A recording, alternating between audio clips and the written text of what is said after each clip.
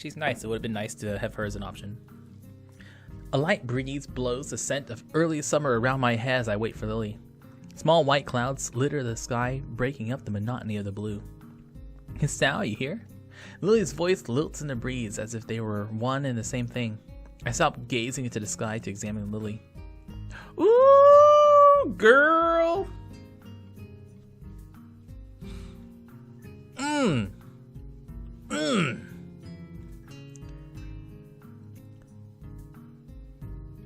With a peach off the shoulder sweater and tan ankle-length skirt in addition to tan sandals, she was quite a nice sight.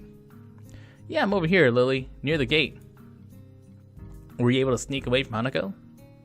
Yes, it's not uncommon for me to go out during weekends, so I don't think she noticed anything suspicious. She does have a route. Ooh, interesting.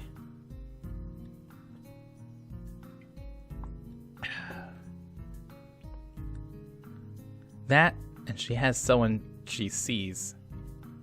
Hey, Lily, do you see anybody? Lily purses her lips as if she maybe shouldn't have continued. I find it a little hard to believe. Hanako's seeing someone? Really? No, she just sees a therapist every so often on weekends. Oh, makes a lot of sense. Lily rubs her arms uncomfortably, and after one look at her troubled expression, I quickly move to change the topic away from Hanako. Huh. Yes? I was just wondering, can you get around the city on your own? Lily sighs at my consternation surrounding the topic of her blindness. I am my own worst enemy sometimes. I can, yes. It's easier when I'm out with a friend or my sister, though. I wonder how Lily gets along with her sister.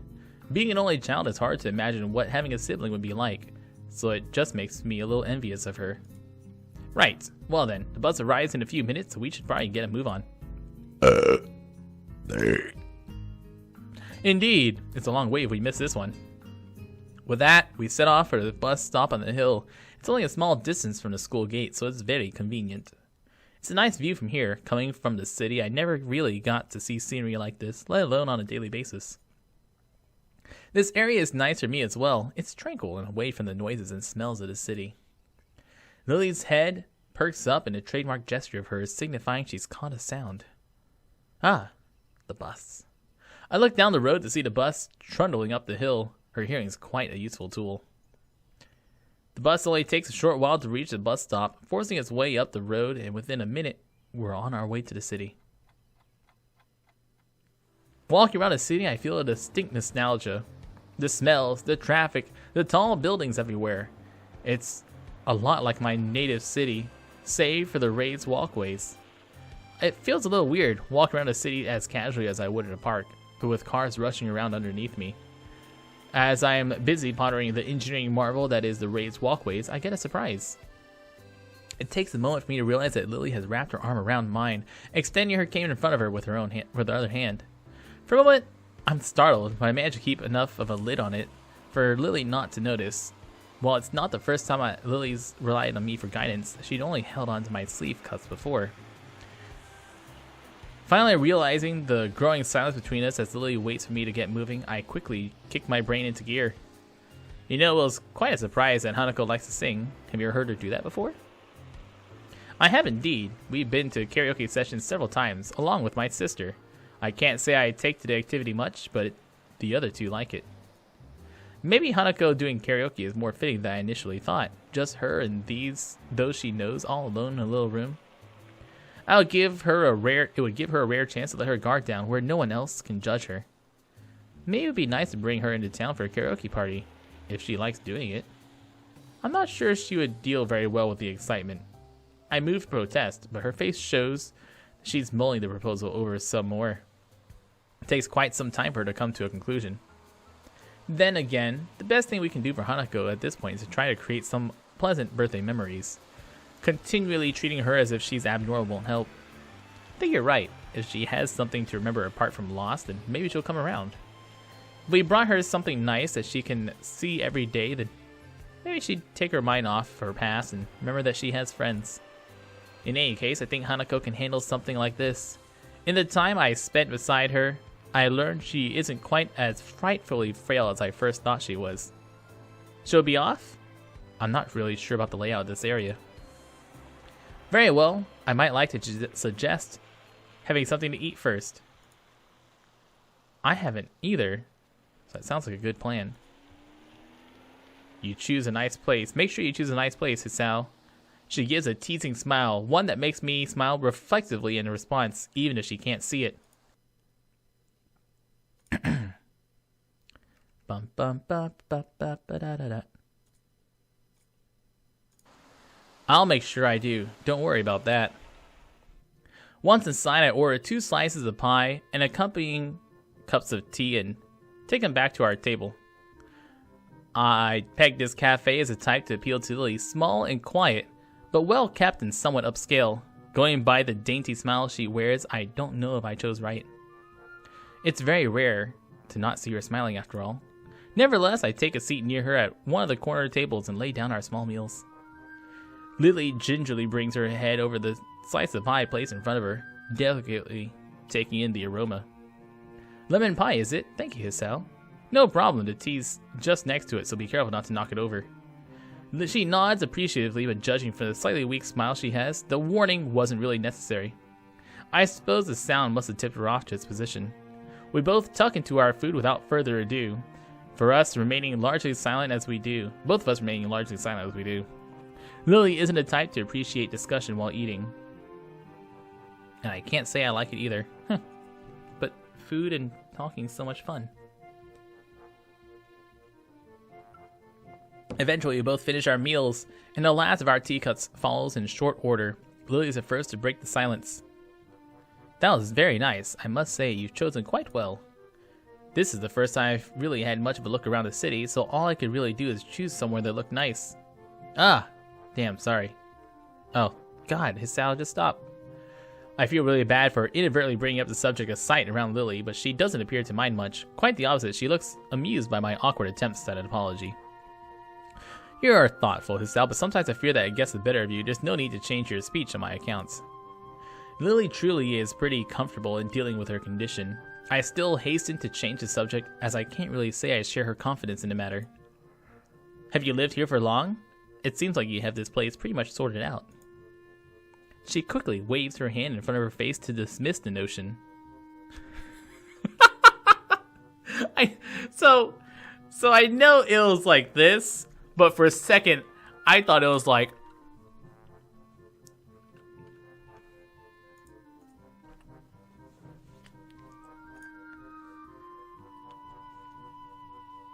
You can't see me.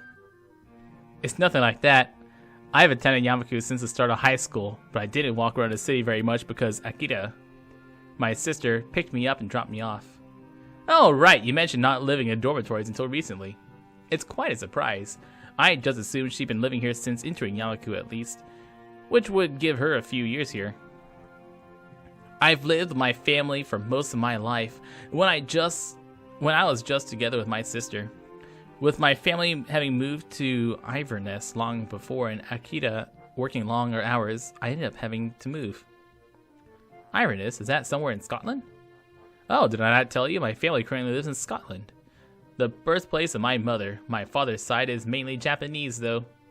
The question of what gave Lily her looks did cross my mind every now and then. I never thought to ask. To be honest, I never guessed. Considering you have no accent, I'm guessing you were born here.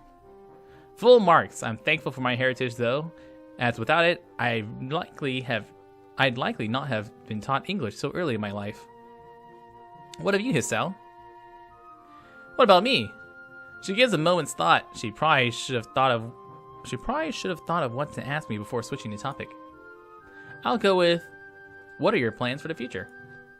To be honest, I haven't thought about that much recently. Thanks for catching that, Wolf.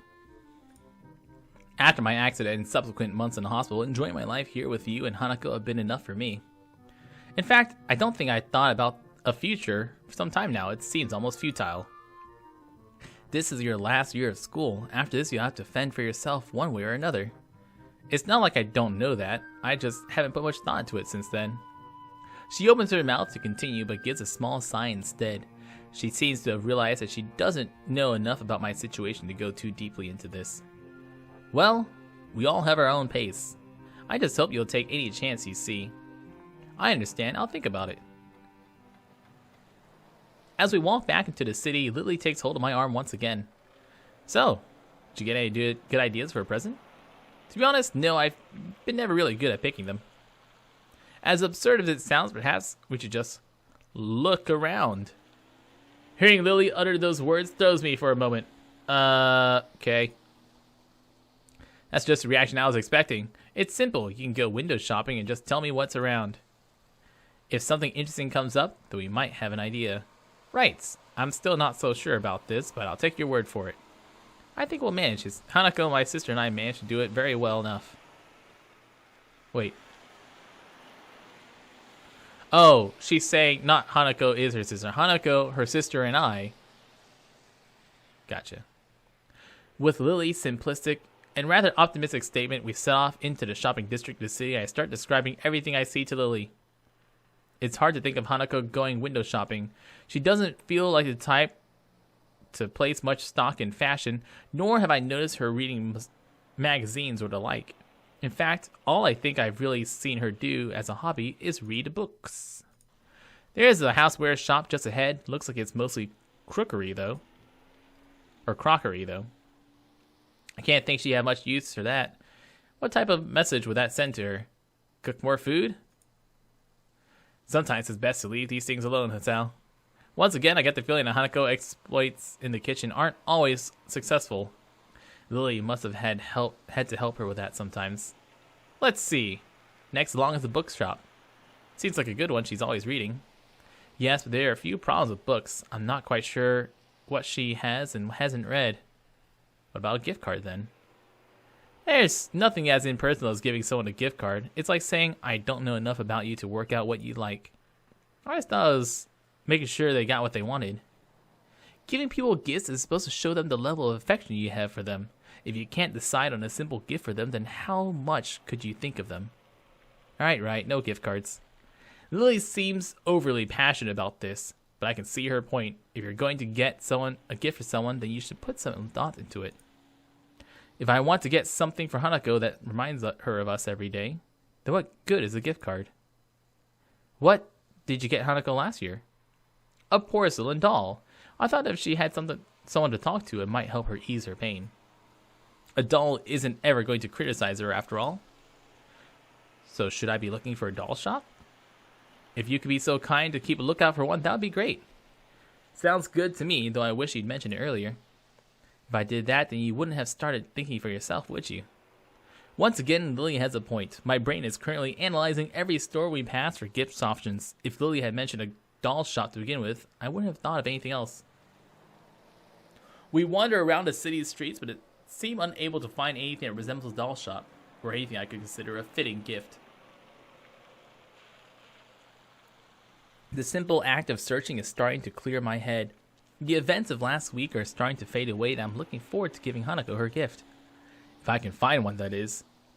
This is hopeless. I thought we ought to find something in the city for sure, and I'm sure we walked down the street at least once before. That almost sounds like you're giving up, Hisao. I'm not, but it's a lot harder than I thought.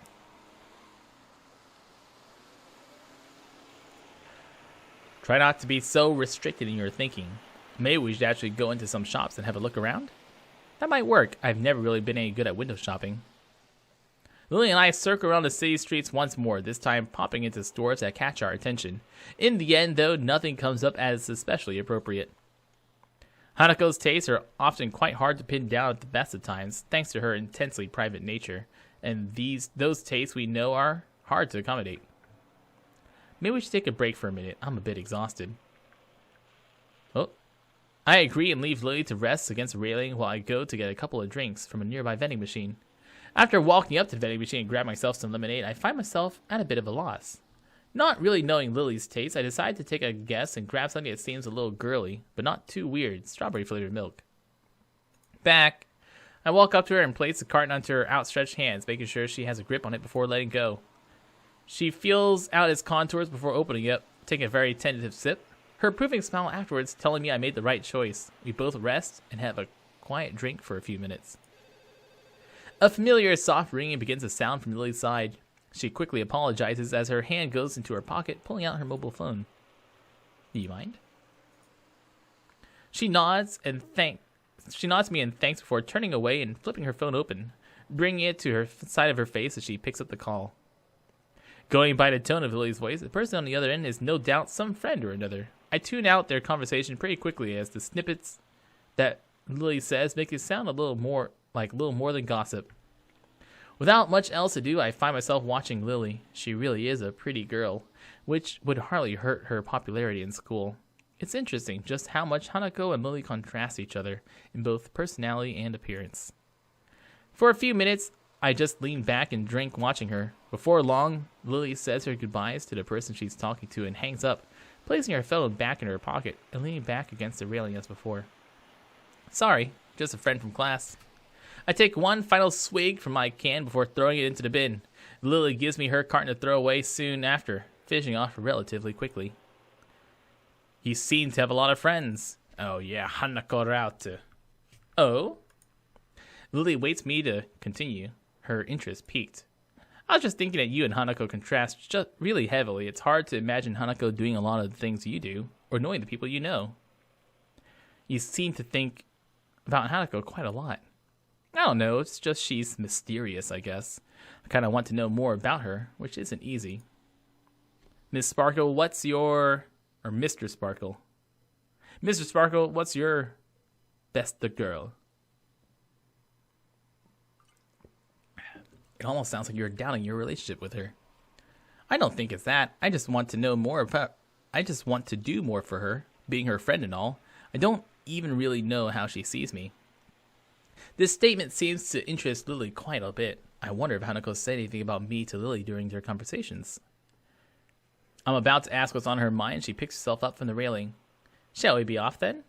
Her voice and expression show she's playing games with me. Lily knows damn well she's leaving me hanging.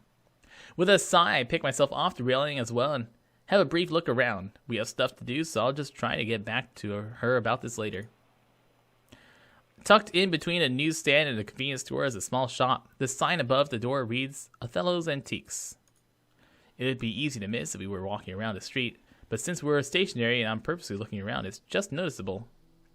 That doll you got, Hanako, was it new? Yes. I'm not quite I know what that means. I think I found our shop. It's across the road. Some kind of toy shop? It's an antique shop. I think it's probably going to be our best bet. Really? I didn't know we even had one of those near here.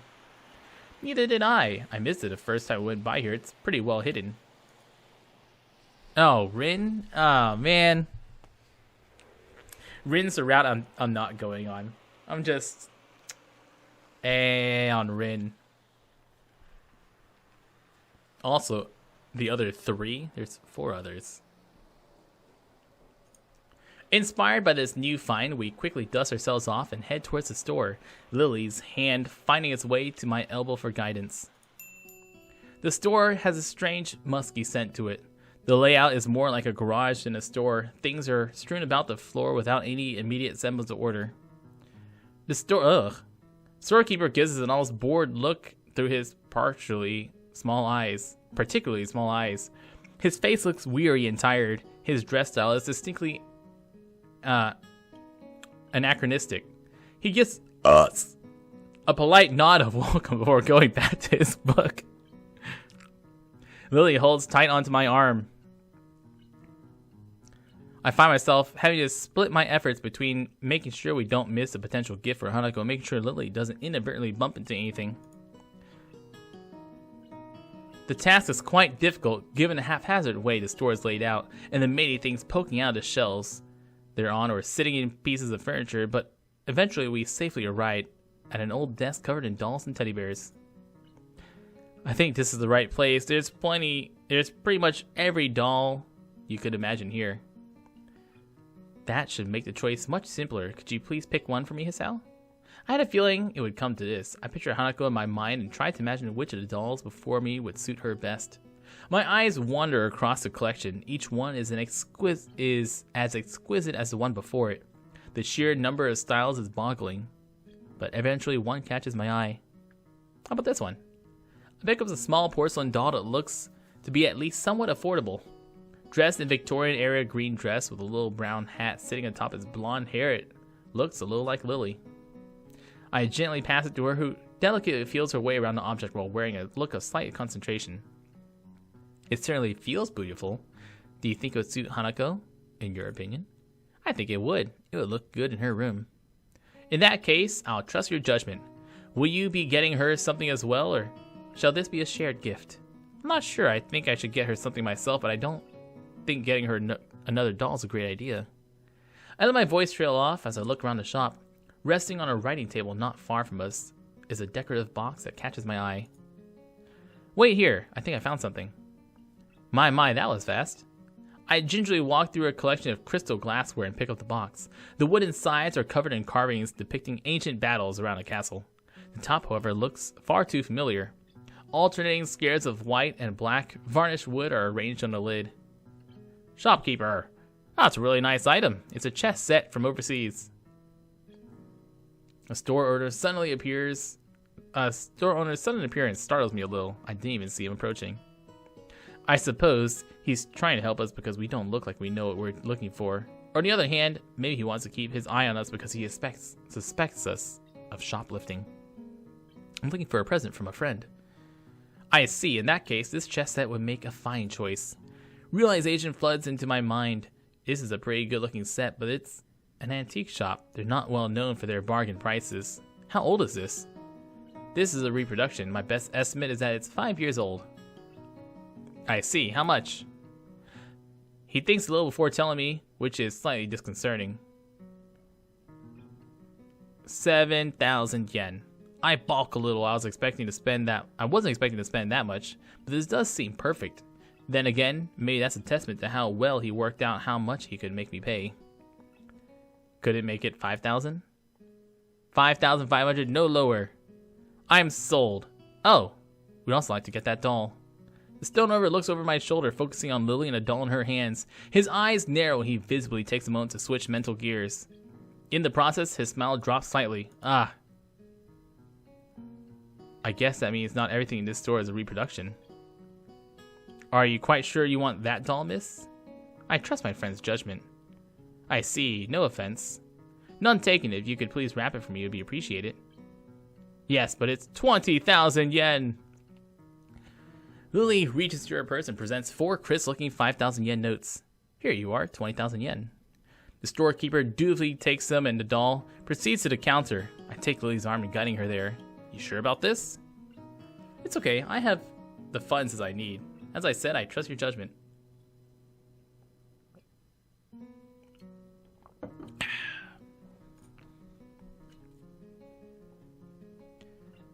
That should be like $200.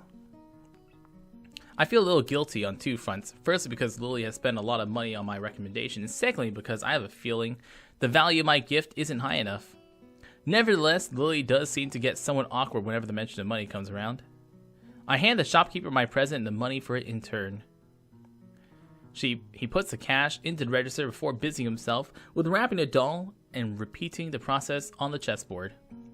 Eventually, he finishes the gift wrapping and hands us both our presents. Please be careful on your way back and do come again. Thanks. Indeed, thank you very much. The store owner bows deeply to both of us as we leave. Well, it did take us all day, but we found something in the end. That we did. Now that the presents are wrapped, I'm feeling a little impatient to give them to Hanako. It's a common reaction to buying gifts, wanting to see the reaction of the receiver as they discover what it is. And part of me wants to return to Hanako just to confirm her condition with my own eyes. So, shall we head back? Let's. We've done a lot of walking today, so I shan't mind taking a rest back at the dormitories. Lily's right. Now the need to find a shop is over, my legs are feeling quite tired. Well then, back to school for us. Lily holds out her arm. I link mine with hers. Together we make our way back to the bus stop.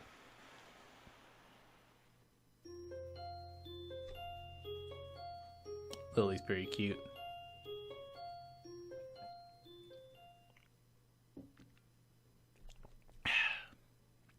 Mutuo reads equations and formulas to us one by one in his usual unenthusiastic monotone directly from the book. It's possible he might be excited about what he teaches us. Sometimes he can display an awkward spark of passion, as if he's starting to get into the material. Most days, however, are like this one, where what we're covering is quite simple, so I find it increasingly difficult to keep my concentration on him.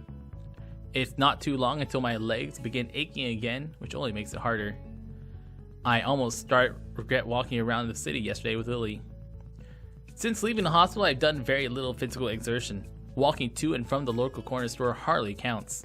Despite Emmy's attempts when I first arrived in Yamaku, I've largely given up on the idea of ever returning to my old level of fitness. I have little doubt that's why walking around town for so many hours has made me quite so sore. It's depressing and it reminds me of one more thing I can't do since I had my heart attack. Now, Ikizawa? It's odd for Mutuo to ask Hanako a question, but not unheard of. She quickly jumps to her feet, a little startled, immediately pins her eyes onto him. She knows that Mutuo calling on her is rare, so all eyes in the classroom are going to be on her. This way, she doesn't run the risk of making eye contact with anyone else. Yes? In this particular example of a redox reaction, the combustion of methane reaction actually produces one more product than is listed. That product is heat. Even though it's a softball question, she timidly waits a little before answering, biting down slightly on her lower lip as if to keep her concentration. Heat! Ha-ha! Glad I can pass high school still.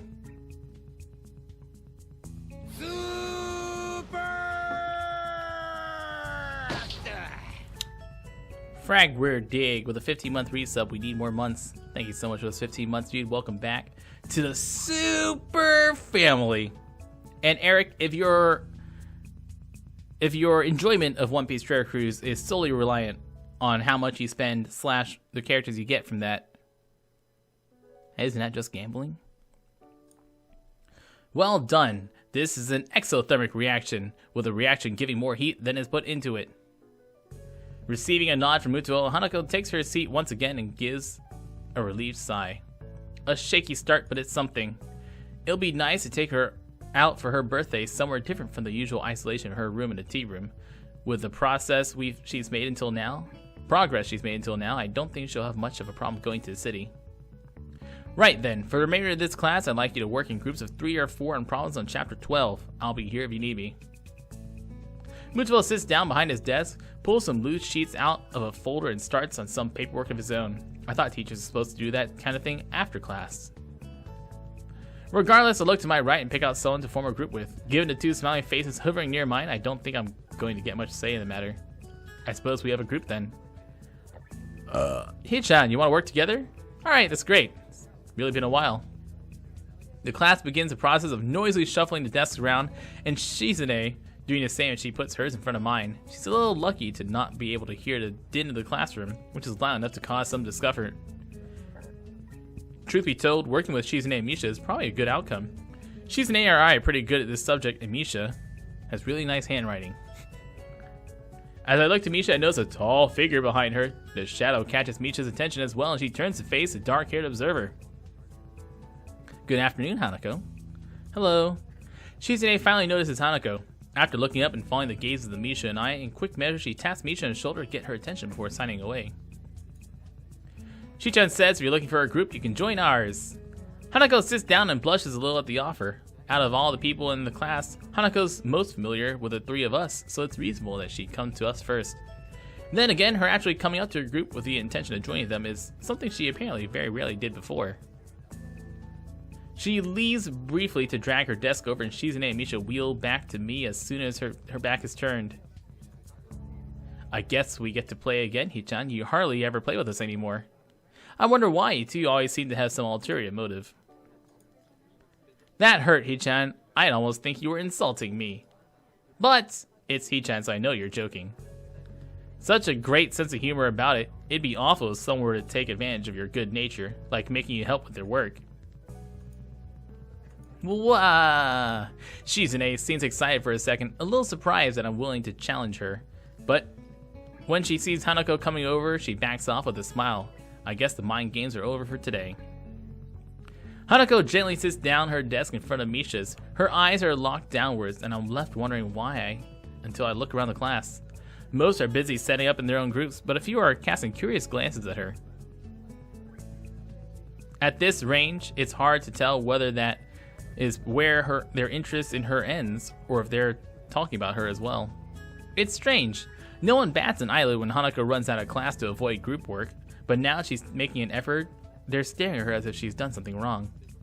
We all sort of sort ourselves out, spreading our textbooks and worksheets about the larger surface created by the 4 joined desks. It isn't long before the class, as a whole, gets down to work. Misha's okay. Misha's alright. Hanako, it's nice to finally work with you. Yeah. Are you the reason Hichan has been avoiding us lately? Shichan says it's a little rude, but if Hichan wants to spend time with a cute girl, it's understandable. I don't think it's like that.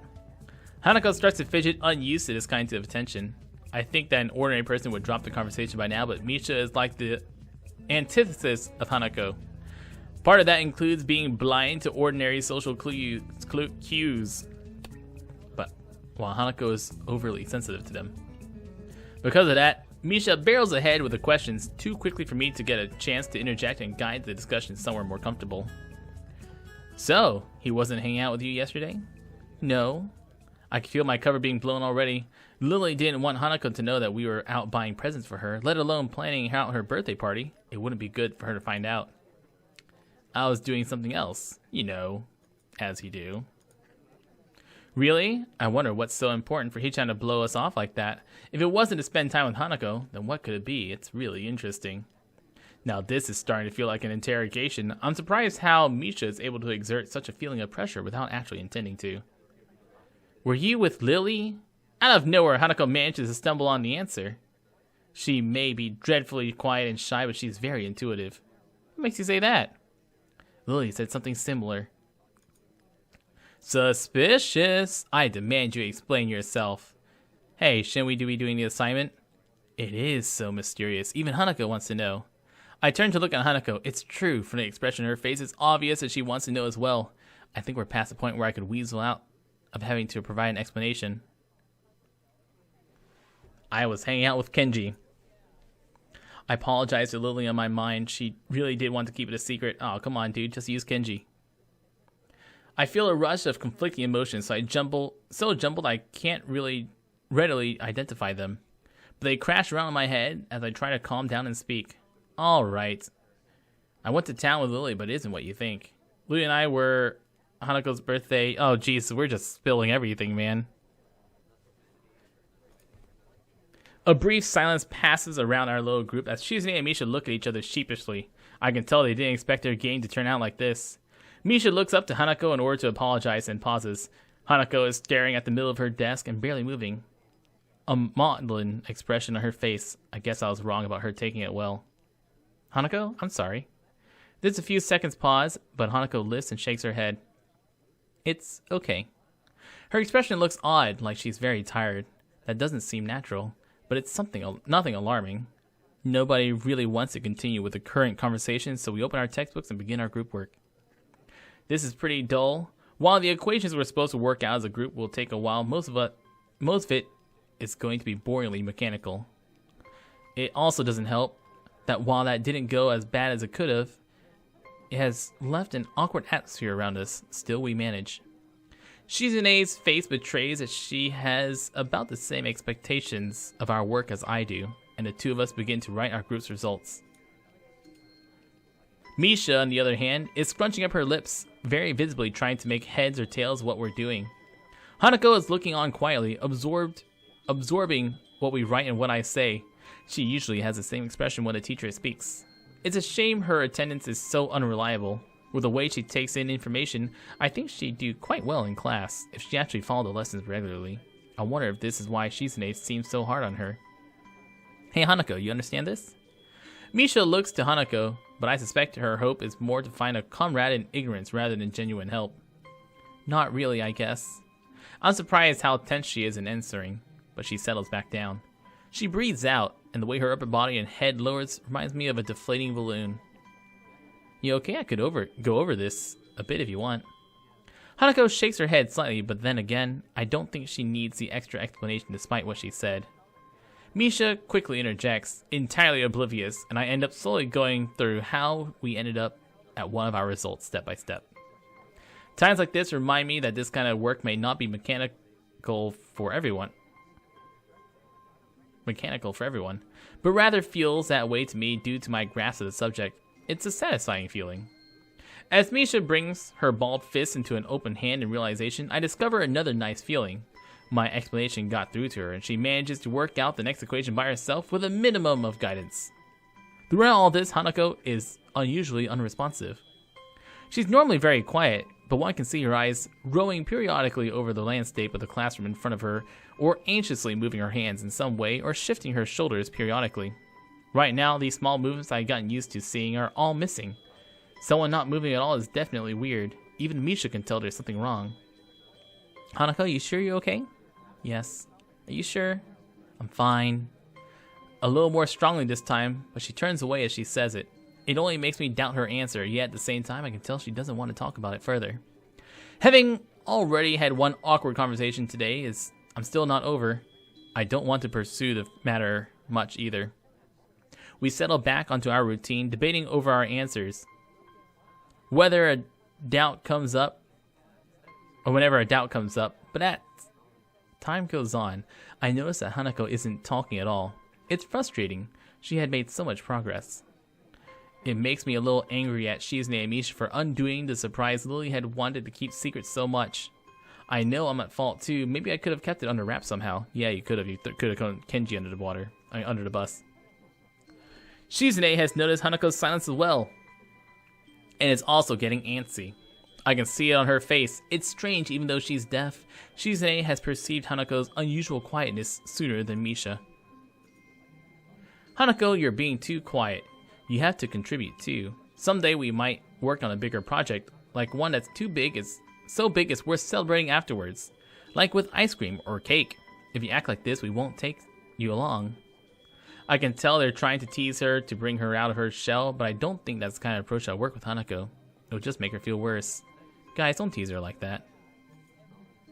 Hee-chan, it's all in good fun. She says she teases everyone anyways. They do back off though, with Misha moving away from the issue by asking me a question again. On seeing how difficult the problem she's working on is, I don't know whether it was a skillful dodge or more coincidence. It takes way more of our time than necessary because Chizune keeps distracting with me while I'm trying to explain it to Misha, and Misha is quick to believe her over me. So quick, in fact, that she forgets to translate what Chizune is saying. Hey, the clock is kind of ticking down. We should speed up a little. You sound a little like Shi-chan here. Just because I looked at my watch? Geez, is that really all it takes? Time management, and suddenly I'm the student council president. Aww. Oh no. I look at Hanako's desk to see how she's doing and freeze. Our papers are covered in equations, but Hanako's only halfway there. It seems like she hasn't written anything in the past 20 minutes. When I realize that, I want to kick myself for how dumb I've been. I should have known that someone as fragile as Hanako wasn't just gonna brush off what happened so easily, but I've been too eager to move on from an awkward situation to notice. She's been slowly shutting down for the last half hour and I had no clue. Her pen is still in her hand, but she doesn't slowly spin it like she usually does. There isn't a single idle movement from Hanako. Only the fact that she tries to inch away once she feels Shizune, Misha, and me looking at her tells me that she's even conscious. We look away, at least in my case, it's partially out of shame that it's gotten to this point. Though on the outside she is shut down almost completely, I know it's a different story on the inside.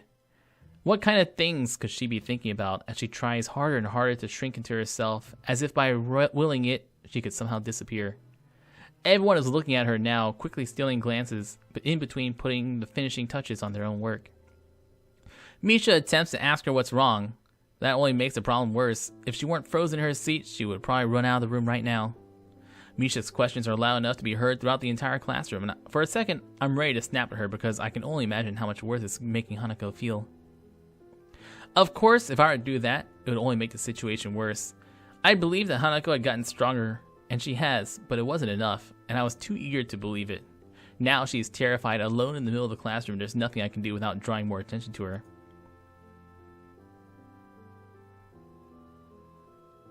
It's infuriating. Misha's worried, and even Shizune is biting her lip. None of us know how to deal with this situation, so I decided to call Mutuo. His judgment would probably be better than ours. I look up and manage to catch his eye, silently moving for him to come over. I want to make a little fuss about this as possible, since if there's anything that would make this worse, it's more attention being focused on her. I know that Hanako can see everyone staring at our group, specifically at her, because I know that if there's a problem, it has to be her. Everyone knows her is the first thing anyone's mind would leap to. Her reaction to being a truant has marked her as an unusual person, even in unusual Yamaku. Who knows how many times they've stared at her before. Maybe it's because she's seen the class staring at her so much she fears their gazes as she does, cowering from them. The time it takes Muto to walk over must feel like an eternity for Hanako, and she looks as if she's about to fall over. Muto quietly begins to ask us what's wrong, before catching himself as he sees Hanako. Did we upset her? Don't worry. Muto bends down after calming Misha and looks intently at Hanako's face. Can I help you at all? His voice is hushed and gentle. Everyone's acting so differently around Hanako now that the whole class has noticed something's wrong with her. Hanako doesn't respond. Muto gently rests a hand on her shoulder. She starts shaking at his touch, but won't even look up. Hanako continues to stare into the equations on her desk, vision so unfocused I doubt she even sees them. She's worse than before. I remember that not even an hour ago she was able to talk to us almost normally. Muto grimaces a bit as he stands again, and now his expression's changed. I can see he wasn't exactly unaffected by what happened either. He takes a breath to settle himself before speaking in a very quiet voice. I'm a little impressed by how quickly he takes control of the situation. Is that it? Nothing's wrong then? Muto seems to say that to no one in particular. However, his words sound convincing enough that most of the people who are looking over at Hanako now turn away, getting back to their work. He takes a quick glance to his left and right. Several people at their desks around us are still staring out of curiosity, but other than that, we seem to have escaped attracting too much attention. Muto notices me doing the same as him and smiles a little in his usual stilted way. I think, for Ikezawa's sake, it'd be good to quickly take her somewhere away from the others. Nakai, Hakamichi, could you please take Ikezawa out of the classroom? I'll keep everyone settled, so please don't worry about anything but her, okay? He looks at Misha to tell her to interpret her words to Chizune, but she's already finishing her translation by the time he does so. It's remarkable how little thought she needs to sign, as well as she looks quite dazed otherwise. Nodding, Shizune and I stand and move to either side of Hanako. Muto steps back to allow us some room and talks to the table behind us, as some people there have begun to mutter themselves about what's going on. We look at each other before lowering ourselves in unison, taking one arm around each of our shoulders and lifting. The two of us begin to walk at a slow pace to make sure we don't inadvertently hurt her. As much as we try to make this look normal, I'm quite sure there would be many more gazes on us if not for Muto's distraction. Eventually, thankfully, we reach the door and go through. Nobody's outside, so we walk down the hallway. It doesn't seem like it's making her more at ease than she was in the classroom. Finally, I ask if she wants to just sit down. For a while, we simply stay in place and wait for her to say something. Shizune tentatively rubs Hanako's shoulders a little, but there's no response. Eventually, she shakes her head a little when Shizune tries again. Both of us are looking at her, so we pick up on it immediately. Shizune's hands again come to rest on Hanako's shoulder as she awakens, her face lifting to two very worried and anxious people looking at her. She looks at us silently for a while. I'm initially worried she might freak out or do something extreme, but those fears prove unwarranted as her expression slowly changes, from an almost lifeless blank slate to a more normal, withdrawn shyness. She wordlessly lowers her head, her eyes evasively moving to the side. She looks embarrassed, almost ashamed. I want to say something, anything to help. I can't, though. I don't know what just happened or even what caused it. I feel helpless and ashamed of myself for not being of any use. Shizune sighs before even looking at me. Without words, I think I can tell what she's asking. I'll take Hanako to the nurse. Is that okay by you? I try to communicate my intentions through hand gestures, but I don't feel like I managed to get through it to her very well. Shizune makes a dreary face in response to my gesticulations, confirming my impressions. She stabs her finger in the air decisively, first at me, then at Hanako, then towards the stairs. She waits for me to nod before pointing at herself, then pointing at the door to the classroom. Got it, Shizune. I nod at her, since her plan is, after all, the same as mine. Shizune gets ready to make her exit, but she only leaves after looking at Hanako for quite some time. Are you okay with me taking you to the nurse's office? Hanako doesn't say anything or nod, but she stands up in place by herself, and when I begin to walk, she obediently follows. I've read about people being catatonic before, but I think this is the first time seeing it myself. She looks extremely tired. After everything that's happened, it's not a surprise. After Hanako silently takes off her shoes and lies on the bed in the infirmary, the nurse and I take our leave. He shuts the curtains behind us. We both take a seat and I quietly and thoroughly go through everything that happened in quite some detail. I want to understand what happened, and the nurse has a chance as anyone of knowing. He nods throughout my explanation, his face looking troubled as I finished. It must have been very troubling for you to have seen all this. I'd be lying if I said it wasn't. I get that she fainted, but I don't really understand anything about why it happened or why she's acting like this. He nods, but his face is clouded. You don't know either? Well, yes and no. It's complicated.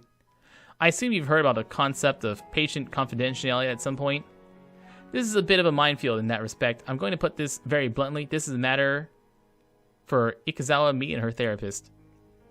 I move to protest, but think better of it. I want to deny what he says, but if I think this through rationally, what he says makes perfect sense.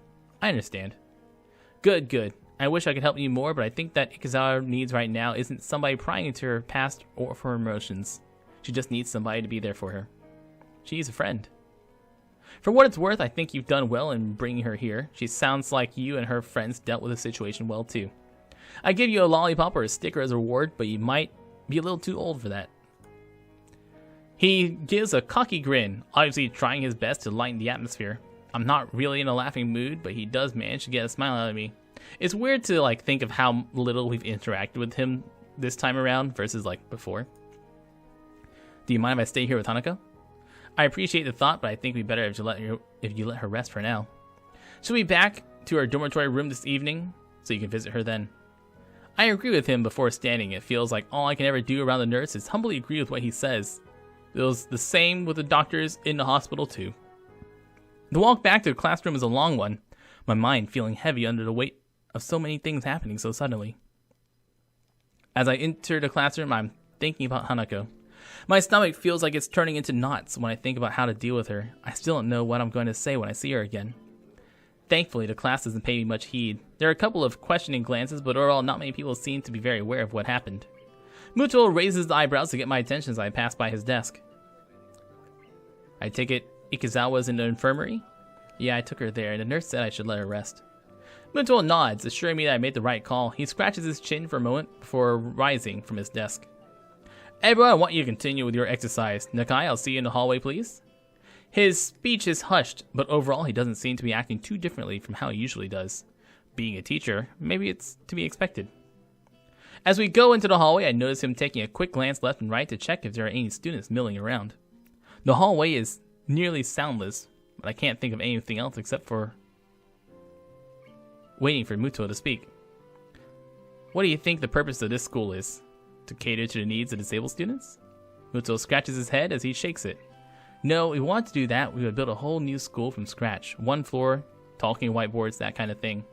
Look around. This school is about giving you a future that you would have been denied in regular education. Yeah, that wall painting's so ugly. Think of it this way. If we wanted you to graduate and go straight into a hospital, do you think we put in this much effort? The bluntness of Muto's statement temporarily stuns me, causing me to forget about the immediate situation. No, that's right. We want you to leave here as useful members of society. I'm not quite sure I'm following you. I have high hopes for you, Nakai. You're possibly the first student I've had that gets my lectures. That isn't something that a teacher would be admitting so freely. You could easily take your studies of science well into university. Have you ever considered that? I can't say I have. Well, what have you considered? For your future, that is. I can't say I put too much thought into my future. For a moment, I'm distinctly reminded of Lily questioning me about the same subject. It's been a little over 5 months since I was gasping for air on the ground. It's too soon to be thinking about the future, and besides, Hanako's problems seem much bigger to me right now. Muto gives a disappointing sigh before continuing. Think of this place as an opportunity. Had you had balanced facilities, good teachers. Here you have balanced facilities, good teachers, plus the added bonus of the nurse and his staff. You should be doing nothing but thinking of the future. Right. As I raise my head to meet his gaze, a thought occurs to me. It's almost like Muto totally sidestepped the issue at hand. why did none of the staff seem to care when Hanako skips class? I've seen you watch her walk out of class more than once. Shouldn't you at least say something? It's not really that simple. Every student here has special needs. If it weren't for that, then you wouldn't have a school here. For example, I wouldn't keep you in class if you're having trouble breathing, would I? But that's not... Mutuo cuts me off before I can even think about finishing my sentence. Ikazawa's case is very much like that. But instead of CPR or pacemaker, what she needs is time and space. The faculty was made aware of this from the day she arrived here. Thus, whenever she feels the need to leave class, we let her do so. And even though she isn't a star pupil, she seems to pass all of her exams, so it hasn't affected her ability to study. Isn't that enough? I open my mouth to protest, but I can't find a fault in his argument. While her condition does at first seem to be wholly physiological, its worst effects have been on her psyche. It still puts me off, though. Isn't it just passing on the responsibility of her problem? Surely she can't go on like this for her entire life. I understand you might not be used to this kind of thing yet. It's been a big change for you. That said, it's less than a year until graduation now. Maybe you won't have to get used to this school if you keep your head down. I'm sure you'll do well in your exams. I numbly nod, more to simply acknowledge that I'm listening than out of agreement. I felt like I was getting used to this school, but it feels like I've been thrown back in my face. What about Hanako? I believe, well, I hope that she'll perform well enough to do what she wants to do. What that is, I don't know. Not all the students leave the school with an idea of what they want to do, unfortunately. He takes care to emphasize the last words, as if it wasn't quite clear enough already, and gave me a moment to mull his words over. Today's been a troublesome day for you, and I doubt you'll be able to concentrate much anyways after all that's happened, so I'll allow you to take the rest of the day off. Your grades have been good in this class so far, which makes me think you won't have any trouble catching up on what we've been doing. He gives a small smile along with his praise, as if to make up for the seriousness of his lecture before now. Go collect your things, I'll see you tomorrow. Thank you. Mutuo's roundabout speech has left my thoughts scattered. It's not any closer to working out what I can do to help Hanako. If anything, my mind is all the more confused after what Mutuo said. I'm also still bothered by the fact that Hanako was helped at least as much by Shizune, her enemy by proxy, as myself. Oh, right, because Shizune is enemies with Lily. I don't know whether that is just male bravado or genuine concern. While I collect Hanako's and my things from the class, I continue to try and sort out my feelings. I want to say I understand her and that I'm there for her, but while I might have been able to say that just yesterday, I can't say it now. I wish I could. I lay in my bed trying to collect my thoughts. After Hanako's panic attack, I found myself fundamentally reassessing the relationship we share and what I know about her. I had a hard enough time dealing with 4 months in the hospital. One look at her scar tells me she was in for a lot longer than I was. But that as it may, I know next to nothing about her past. She told me about the house fire, but only in the most basic way. And what of her family? I still haven't asked Lily about them. There hasn't been a good opportunity to bring it up. I don't know where she grew up, or what schools she had, nor of her past friends, her wishes and ambitions, not even her taste in music, food and movies, all the little things I knew about my old friends. Just what have I been doing for all this time I've been with her and Lily? In the distance, I hear the bells signaling the end of class. With any luck, Lily will soon realize that neither I nor Hanako are around and return to the dormitories. My mobile phone starts ringing, cutting my thinking short. It quite startles me, as I've rarely been called since coming to Yamaku. Hello? Oh, Hisao, glad I found you. You weren't at any of our usual places, so I thought this would be the fastest way to contact you. I probably should have guessed it would be Lily, as she's one of the few people I've given my number to. Even through the phone, her voice sounds slightly on edge. Hanako and I left class early. She had some kind of panic attack. The line goes silent. If it weren't for the background static, I would have thought Lily had hung up on me. Can you come by my room? I'd like to talk with you. Sure. Good. I also have some bad news. I think we should discuss this in person. It's hard to grasp the seriousness of the situation from Lily's tone. She sounds so calm most of the time. But that could be a good or bad thing depending on how you look at it. Okay, I'll be right there. Man, why does everyone have things? Well, I guess Emmy didn't have it around her birthday. Birthdays are bad days, man. I wrap my knuckles on her door and she soon calls me in. Lily sits at a table inside her room looking a little worse for wear. I guess that's because of the bad news. Following her gesture of invitation, I sit across from her and lay Hanako's things on the table. There's no point in either of us waiting. Would you mind going first, Isao? What happened today? My memory of the incident is already beginning to fade, but I explain it as best I can to Lily. Inviting Hanako to work with the group, Shizune and Michi's questioning, our foray into town being discovered, and a subsequent panic attack. I add Shizune's reaction almost as an afterthought, but Lily seems to take some kind of comfort in hearing about it. I guess rivals don't become rivals for no reason.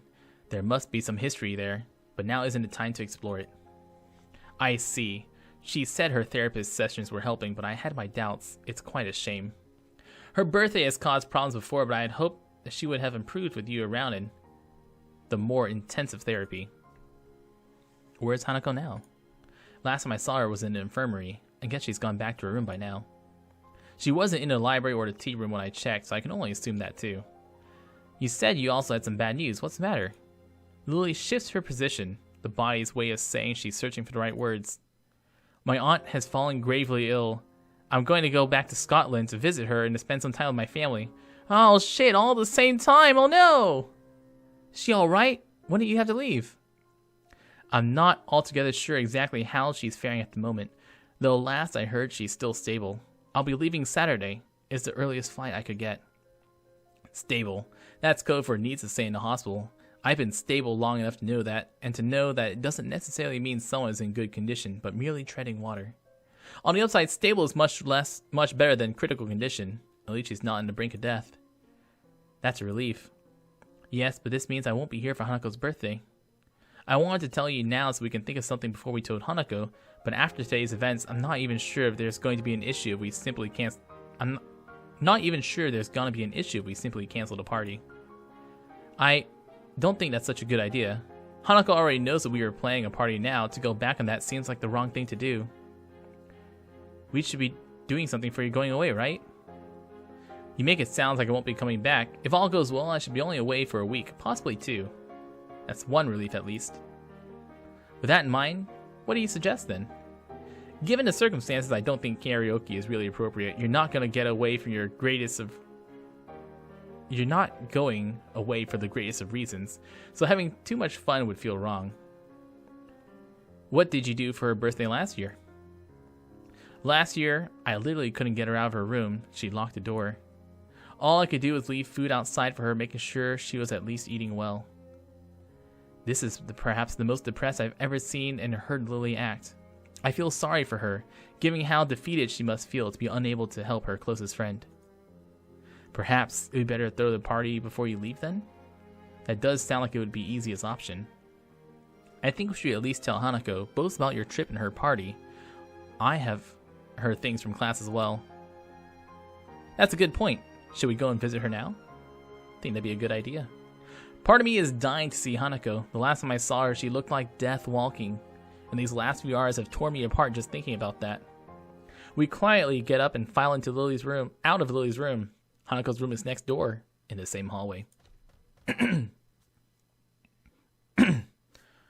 Knocking lightly gets us no response, but the door proves to be unlocked. Lily pauses for a moment as the handle unexpectedly moves under her hand before opening the door. Hanako's room is startlingly bare and monotone. There are no decorations on the plain white walls, a plain dark blue blanket, and only a few books, papers, and purely utilitarian items on the shelves. Even her bed sheets are monochromatic. The entire room feels as subdued as Hanako's character. Hanako herself is lying curled up on the bed. Oh, she's so cute! She may not be crying now, but her eyes are closed tightly to stop herself, and the tracks left by her tears still sit on her reddened cheeks. I quietly walk in and set her bag down on her desk, afraid of startling her too much. Hello, Hanako. Hisao told me about what happened today. Are you alright? Hanako's eyes open, though only a little. I'm okay. She tilts her head slightly to look at me, noticing my grimacing before I can hide it. Sorry for making you worry. Now's the perfect time to say, look, she's not sleeping, she's just crying. She doesn't look nor sound okay, though at least she seems more calm than she was before. She still looks as if the slightest breath could emotionally break her. I said it before, right? You don't need to worry about this. You don't need to be sorry for this. Hisao's right. I shouldn't have hidden something like a birthday celebration from you. I see Hanako shiver at the word. Lily picks up on the silence that follows and crouches down to Hanako's level. I'm the one who should be sorry, Hanako. Hanako's eyes open to peer at Lily. She looks at Lily for some time, taking in her face with those dark, analytical eyes of hers. Lily must have made the right impression on her, as Hanako recovers enough to prop herself up on the bed and shift to sitting on his side. Hanako worries about many things, but troubling others is foremost among them. Hearing Hanako's shuffling, Lily moves forward and feels out the side of the bed, eventually taking a seat beside her and taking Hanako's left hand in both of hers. The feeling of me being out of place when the two are together has lessened in the time we've known each other, but is still occasionally very much there. This is one of those times. Lily, if you want me to go, I don't want that. Oh yeah, that's me saying that. Lily and I are both surprised at Hanako mustering her courage. A half-mumbled okay is all I can give her in reply, and I take her desk to sit in. Hanako, I'm afraid I have some bad news. So Lily's gonna break the news now, with Hanako having affirmed our relationship so clearly. Perhaps Lily thought the timing was good, or at least as good as it'll ever be. My aunt has fallen ill, so I'll need to return to my family for a time. Concern replaces Hanako's remorseful expression. Your family? In Scotland? That's right. Akira and I will be leaving Saturday. So you're going away? I won't be gone for long, probably only a week or two. I'll be back before you know it, and Hisao will be here, right? That's right, I'm not going anywhere.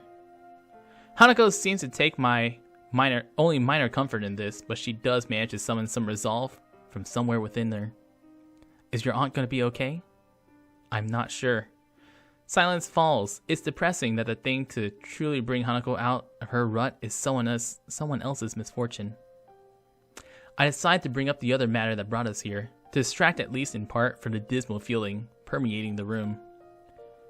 We're thinking it'd be a good idea to have a going away party for Lily, and it could double as I cut off before mentioning her birthday, as that seems to be a trigger for such fierce emotions within her.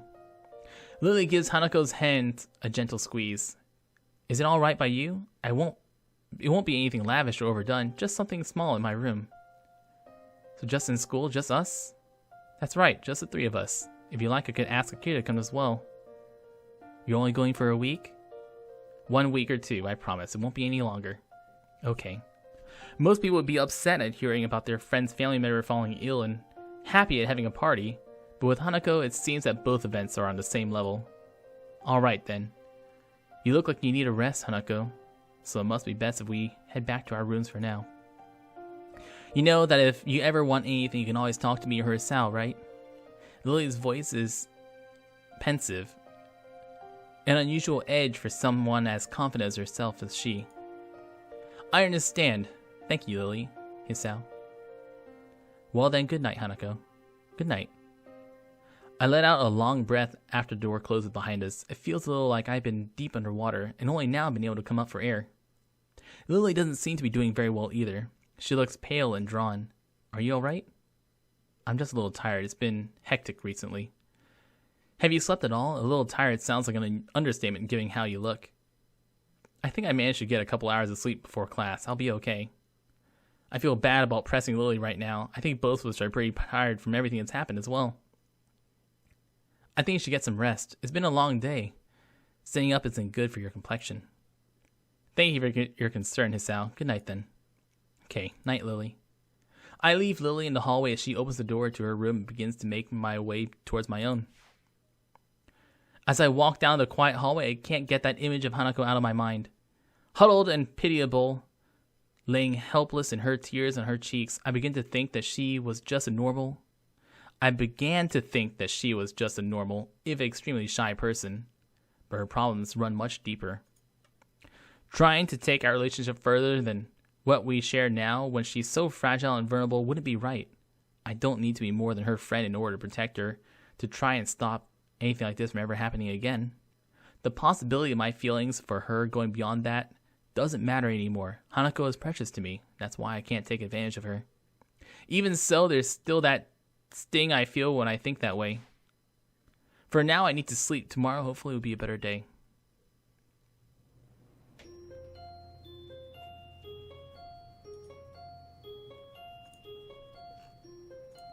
Ugh. Oh my, what a heavy, heavy day.